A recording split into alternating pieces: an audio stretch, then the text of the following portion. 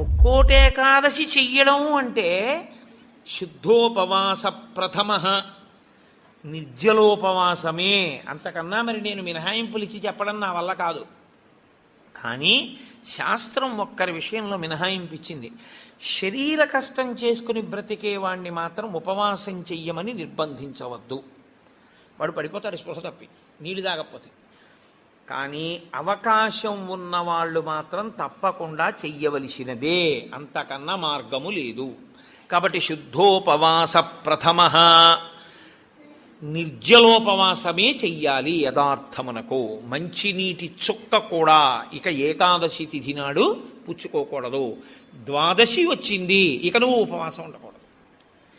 ద్వాదశి తిథి యందు ఉండగా, తిథి యందు పరివ్యాప్తమై ఉండగా నువ్వు ఉపవసించి ఉండకూడదు. మళ్ళీ వ్యతిరేక ఫలితం వస్తుంది. ద్వాదశి తిథి ప్రవేశించేసింది, ఇక నువ్వు పాలన చేసేయాలంతే. ఎలా పాలన చేయాలో తెలుసా అండి? ద్వాదశి తిథి ప్రవేశించేటప్పటికి నువ్వు పరిశేచనం చేసేయాలంతే. ద్వాదశి ఉదయం 6:30కు వచ్చిందనుకోండి, మీరు 6:30 లోపల మీ భార్య గారు మీరు సంధ్యావందనం అనుష్ఠానం పూర్తి చేసే లోపల ఆవిడ మహానైవేద్యం సిద్ధం చేసి తీసుకొచ్చి ఇచ్చేయాలి. మీరు నైవేద్యం పెట్టేసి ఆ రోజు 6:30కి భోజనం చేసేయాలి. నాకు సహించదండి అనకూడదు, చేసేయడమే. ఏకాదశి వ్రతమునందు ద్వాదశి కలిసిపోయి ఉంటుంది.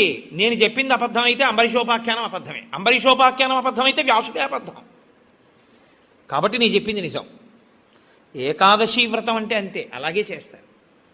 ఇలా కానీ చెయ్యగలిగితే ముక్కోటేకాదశి నాడు నీకు నేను 3 కోట్ల ఏకాదశులు చేసిన ఫలితాన్ని నీ ఖాతాలో వేసేస్తాను. ఎందుకో తెలుసా?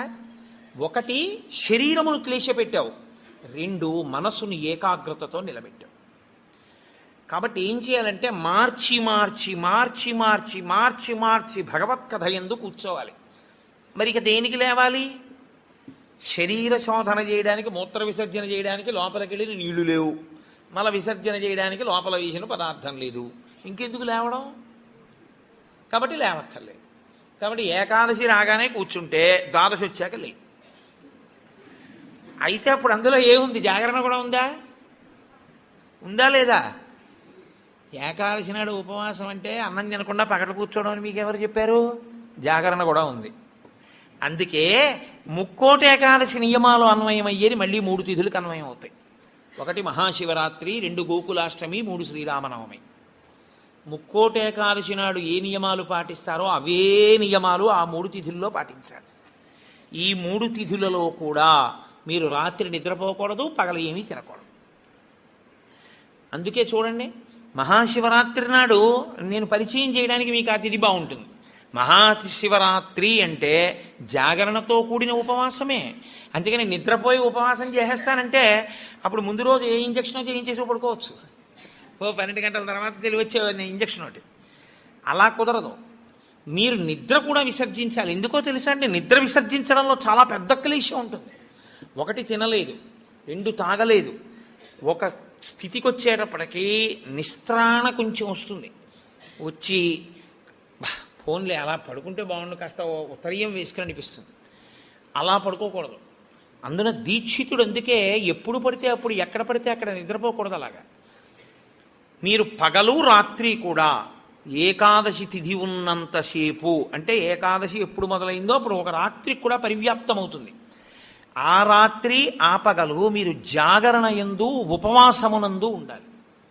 అంటే మారుస్తూ ఉండాలి. ఒకటే చేస్తున్నారనుకోండి, మనసు ఏమవుతుందంటే దాన్ని విడిచిపెట్టి ఇంకో చోటుకి వెడుతుంది. అందుకే ఏకాదశి చేసేటప్పుడు ఏం చేస్తారంటే సంఘంగా చేస్తారు. సాధారణంగా ఏకాదశి తిథిని ఒక్కడే చేయడం కొంచెం కష్టం. ఒక సంఘంగా అనుకుని ఏం చేస్తారంటే, ఏదో ఏకాదశి ప్రవేశించేటప్పటికి సంధ్యావందనం చేసుకుని ఇంట్లో కులదేవతార్చన చేసుకుని అందరూ కలిసి దేవాలయానికి చేరుకుంటారు. అందరూ కలిసి ఈశ్వరునికి సత్యనారాయణ వ్రతం చేస్తారు. అందరూ కలిసి విష్ణు సహస్రనామ స్తోత్ర పారాయణం చేస్తారు. అందరూ కలిసి త్యాగరాజస్వామి సంగీత విభావరి వింటారు. అందరూ కలిసి భజన చేస్తారు. అందరూ ఎవరో లేచి నాట్యం చేస్తారు, మిగిలిన వాళ్ళు చూస్తుంటారు. మారుస్తారు. మార్చి మార్చి మార్చి మార్చి భగవత్ శబ్దమునందే లీనమైపోతారు. ఏది చేస్తున్నా ఈశ్వర నామం పడుతుంటుంది. ద్వాదశి నాడు అన్నం తింటుంటే ఏది విన్నా గోవింద గోవింద అని అవే వినపడుతుంటాయి. ఏదో వెంకటాచలంలో 10 రోజులు ఉండి వచ్చిన వాడికి ఎక్కడ చూసినా గోవిందా అని వినపడినట్టు ఇంకా అస్తమానం గోవిందా అని వినపడుతుంటుంది.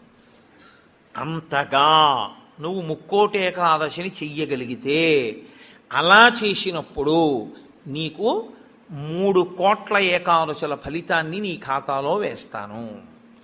నాకు ఇప్పుడు చెప్పండి, నిజంగా ముక్కోటి ఏకాదశి చేసేవాళ్ళు ఎంతమంది?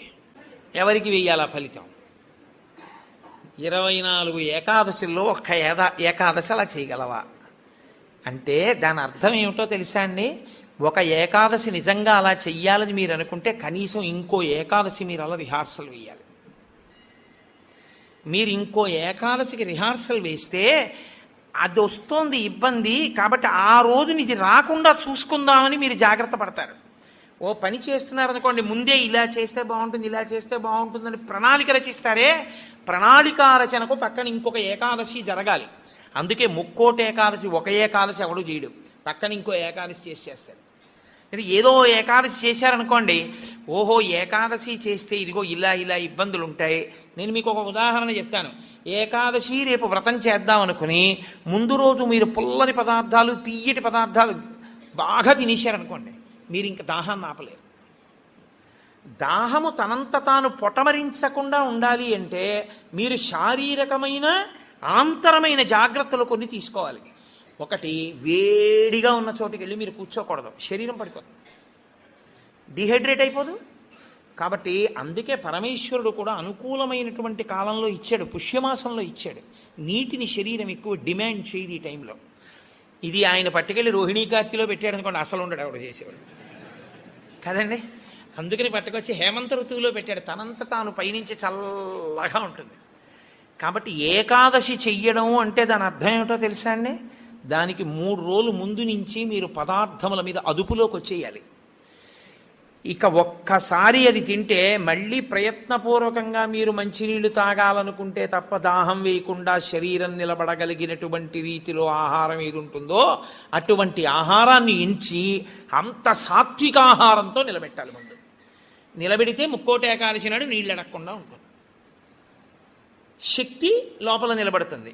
అంతకు ముందు కొన్ని రోజుల పాటు మీలోని శక్తిని క్షయం చేసేయకుండా మీరు ఉండాలి, మీ తేజోక్షయం చేయకూడదు. అంతకన్నా ఇంకో మాట నేను చెప్పను. అలా మీరు నిలబడగలిగితే ముక్కోటి ఏకాదశికి మీరు సిద్ధపడగలుగుతారు. అకస్మాత్తుగా ముక్కోటి ఏకాదశి ఓటీ చేసేస్తానంటే కుదరదు. కాబట్టి అసలు ముక్కోటి ఏకాదశి అన్నదాని యందు ఎంత సత్యమైన వాక్కులు ఉన్నాయో, శరీరమును క్లేశపెట్టడం అనేటటువంటిది శాస్త్రమునందు ప్రతి 11 రోజుల్లో ఒక రోజు తప్పదు. ఏకాదశి అంటే ఆ 11 ఈశ్వరుని యందు నిలబడాలి. 5 జ్ఞానేంద్రియాలు, 5 కర్మేంద్రియాలు, మనస్సు 11 నిలబెట్టాలి. దానికి ఉపవాసం చెయ్యాలి.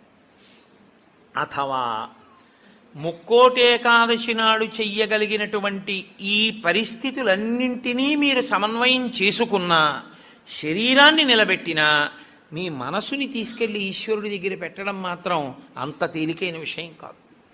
కాబట్టి నేను మిమ్మల్ని అందరినీ నిరుత్సాహపరుస్తున్నాను అని మీరు అనుకోవద్దు. మీరు ఎప్పుడూ ఒక్క విషయం గుర్తుపెట్టుకోండి, మీరు ఏం చేశారు అన్నదాన్ని బట్టి 100% సిలబస్ బట్టి మార్కులు ఈశ్వరుడు వేయడు. మీ ప్రయత్నాన్ని చూసి హర్షించి వేసేస్తాడు ఆయన. అసలు మీరు సంకల్పం ఒకటి చేశారనుకోండి, వచ్చే సంవత్సరం ముక్కోటి ఏకాదశి మనం ఎలా చేసుకుందాం అని ఓ 10 మంది పెద్దలు కూర్చుని వచ్చే ఏడాది మన దేవాలయంలో ముక్కోటి ఏకాదశి చేద్దాం, వచ్చే ఏడాది ముక్కోటి ఏకాదశి చేయడానికి నిజంగా అలా శరీరంలో పదార్థం వెయ్యకపోయినా నిలబడగలిగిన శరీరాలు ఇన్నున్నాయి. ఇందులో ఎంతమంది ఆ దారుఢ్యం ఉన్నవాళ్ళు ఉన్నారు? వాళ్ళని సప్తమి తిథి నుంచే మనం ఎలా సిద్ధం చేద్దాం. వాళ్ళని సిద్ధం చేసి ముక్కోటి ఏకాదశి నాడు ఎంతసేపు ఉండగలిగితే అంతసేపు ఉంటాడు. ఇక తప్పలేదు, 4 నీళ్లు గుటకలు వేయవలసి ఉంటుంది. నన్ను నమ్మండి, మీ ఉపవాసం పాడవాలి. అది పుచ్చుకోకపోతే ఈ శరీరం పడిపోతుంది. ఇప్పుడు ధర్మం ఏమైపోతుందో తెలుసా అండి? ఆమరణ నిరాహార దీక్ష శాస్త్రమునందు అత్యంత మహాపాపము. మీ శరీరం పడిపోయే వరకు మీరు మీ ఏమీ తినను, ఏమీ తాగదు అని భీష్మిస్తే ఆ వ్రతఫలం ఇవ్వరు, పిశాచత్వం ఇస్తారు.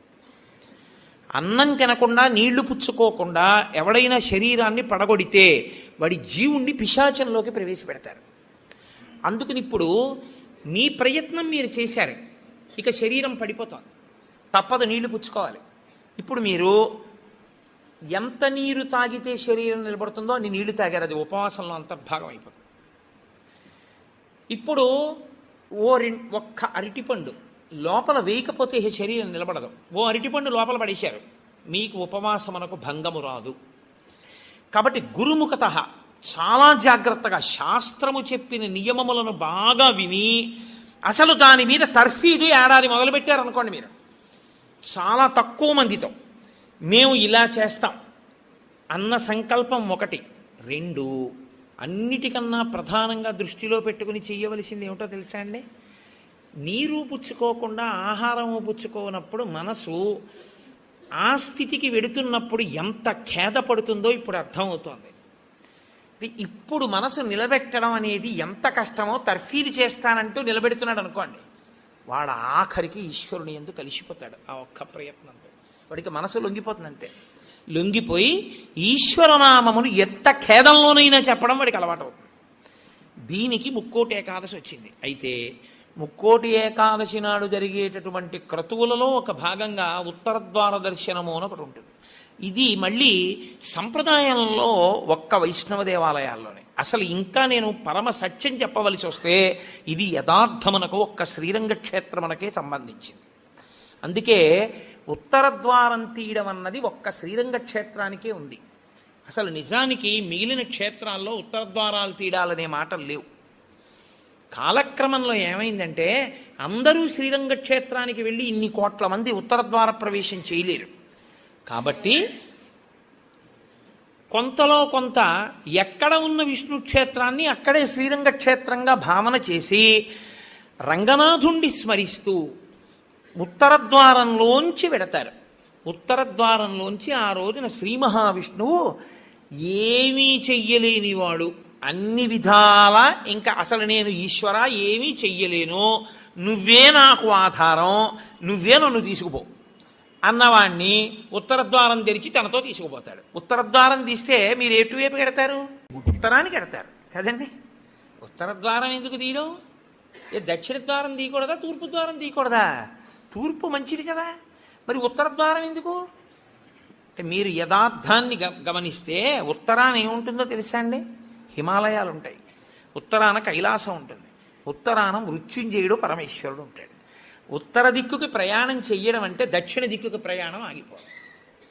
దక్షిణ దిక్కుకి ఏది ఎడుతుందంటే శ్మశానం ఉంటుంది దక్షిణ దిక్కున. ఎన్ని కోట్ల జన్మలెత్తినా ఆఖరికి శరీరం వెళ్ళిపోయేది అక్కడికి. ఎవడు ఈశ్వరుడితో పాటు ఉత్తినే ఉత్తరద్వారంలోంచి వెళ్ళడం కాదు, అసలు నిజంగా ఉత్తరద్వారంలోంచి వెళ్ళడం అంటే ఏమిటో తెలుసా అండి?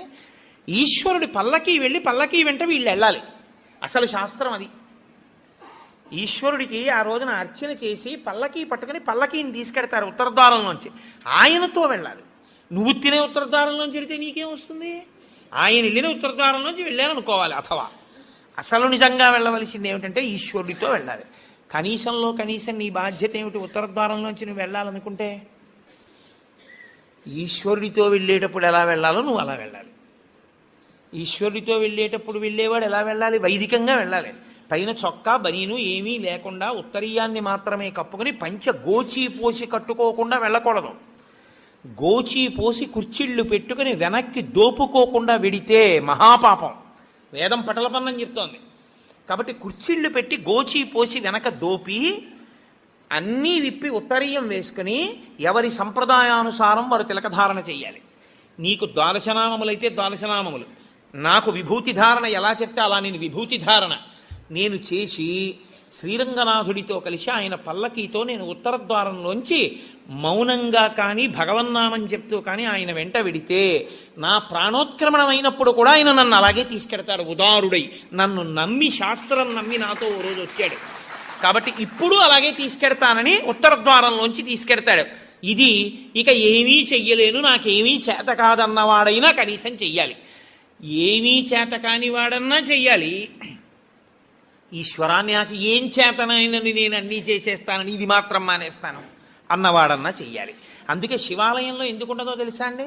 ఉత్తరద్వారంలోంచి వెళ్ళేది అక్కడికే కాబట్టి ఇంకా మళ్ళీ శివాలయంలో ఉత్తరద్వారం ఎందుకు? అంత శివకేశవ అభేదంగా ఉంటుంది ముక్కోటి ఏకాదశి యథార్థమునకు. కాబట్టి ముక్కోటి ఏకాదశి తిథి ఏకాదశి తిథి అంత గొప్పవై ఉంటాయి. అందుకని ఉత్తర ద్వార ప్రవేశం చేస్తారు. అటువంటి ముక్కోటేకాదశి తిథి నాడు మీరు భగవత్ సంబంధంగా ఏది చేసినా కూడా దేశకాలాదులను అనుసరించి కోట్ల రెట్లలో ఈశ్వరుడు దాని ఫలితాన్ని ఏర్పాటు చేసేస్తాడు.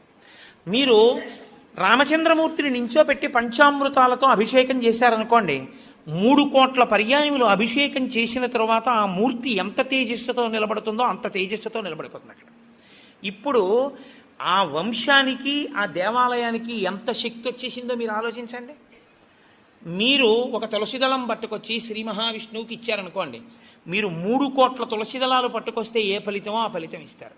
3 కోట్ల ఏకాదశుల్లో 3 కోట్ల తులసిదళాలు పట్టుకొచ్చి ఇచ్చిన ఫలితం.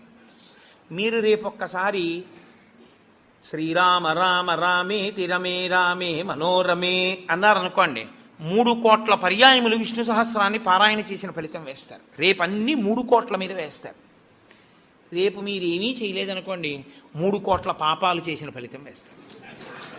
మరి అంతే కదండి. 100 మంది పరీక్ష కడితే 30 మంది పాస్ అయ్యారని నేనంటే 70 మంది ఏమైనట్టు? ఫెయిల్ అయినట్టేగా. మరి ఏమీ చేయని వాడు ఏమైనట్టు? పాపాన్ని పొందినట్టు కదా 3 కోట్ల పాపాలని. కాబట్టి ఉత్తరద్వార దర్శనము చెయ్యాలి, ఉపవాసము చెయ్యాలి. ఇందులో ఎవరెవరు ఏ మినహాయింపులో కెడతారో మినహాయింపును అనుభవించినా తాను చెయ్యగలిగింది చెయ్యాలి. నేను ఏమీ చెయ్యలేని వాడిని అనడానికి మాత్రం నీకేమీ లేదు. నువ్వు అసలు కదలలేని వాడి అయితే ఇంట్లో కూర్చుని గోవిందనామైనా చెప్పాలి. కాబట్టి రేపొక్క రోజు ఉదయం నుంచి కనీసం రాత్రి నిద్రపోయే వరకు జాగరణ చేయకపోయినా నిద్రపోయే వరకు భగవన్నామమునందు మాత్రమే నిబద్ధ